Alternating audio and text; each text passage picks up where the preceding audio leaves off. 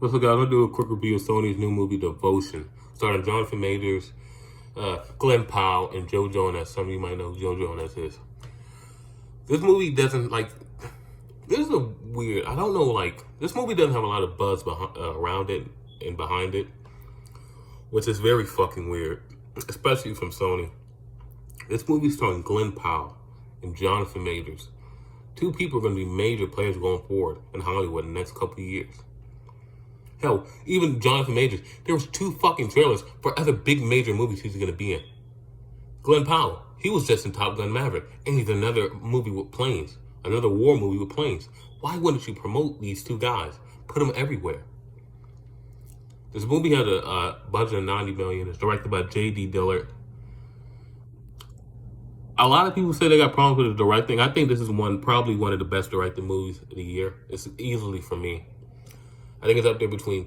It's for me. It's some of the best directed movies of the year so far that I've seen. I haven't seen The Fabelmans, but it's Jordan Peele with Nope, Matt Reeves with The Batman, the Daniels with Everything Everywhere, and this J.D. Dillard with Devotion, and then you can put Todd Fields for Tar too, because the screenplay for Tar is not that long, but because of how directed it is, how greatly directed it is.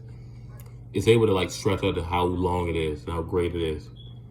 So about this movie, I thought this movie was visually stunning. It was beautiful. I thought that Dillard took a lot of chances and did a lot of unique things with the camera and the angles of how they were doing things. I thought that was amazing. The one thing that didn't hit with me, and I probably shouldn't be comparing this movie to fucking Top Gun Maverick, but that's the thing that I noticed about this movie. This movie's fucking great, but it just makes me realize how fucking superb Top Gun Maverick is as a blockbuster. Top Gun Maverick gives you this feeling with the planes. When they're just doing shit, it gives you this fucking feeling in your soul. And Devotion didn't give me that. But Devotion is still really good. A lot of the shots of the planes are great. Some people say there's not a lot of action. I have a smartphone here. So every time they started action, I would look. I counted about 20 to 30 minutes of action. There's one scene that's 10 minutes of straight action in the movie. But some people said it was boring. I don't think the movie was ever boring, but I do think there were some scenes that went a tad bit long. Because there's a scene, and then I go back and forth on that, because there's a scene towards the end where I'm like, this hasn't felt like 2 hours and 20 minutes yet, but then the movie ends. And I'm like, well, that didn't feel like 2 hours and 20 minutes. That felt kindly paced, So overall, this is an 8 out of 10 for me. Jonathan Majors is phenomenal. He's great as Jesse Brown. What a fucking phenomenal lead. Glenn Powell, in my opinion, he should be front runner for best supporting actor.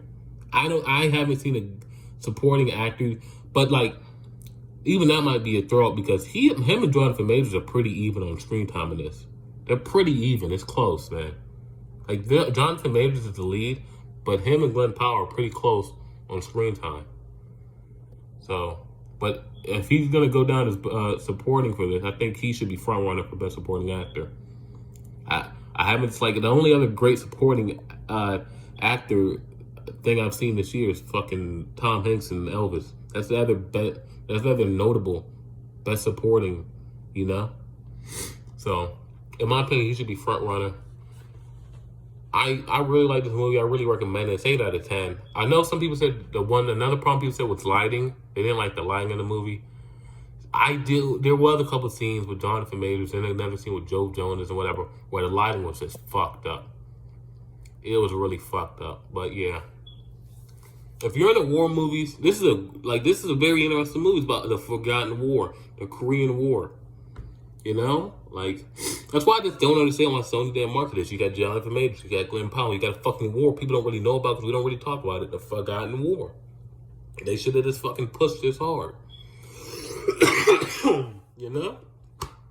But yeah, 8 out of 10. Really recommend it. I hope you go see it. It's $90 million. Cost him $90 million. He's about $200 million to break even. I hope J.D. Dillard continues to get work, because I really like the things he tried with this movie, and I do think it was well directed, and I think all the performances were phenomenal. I think everything about this movie is great. So yeah, 8 out of 10. I really recommend it. Peace.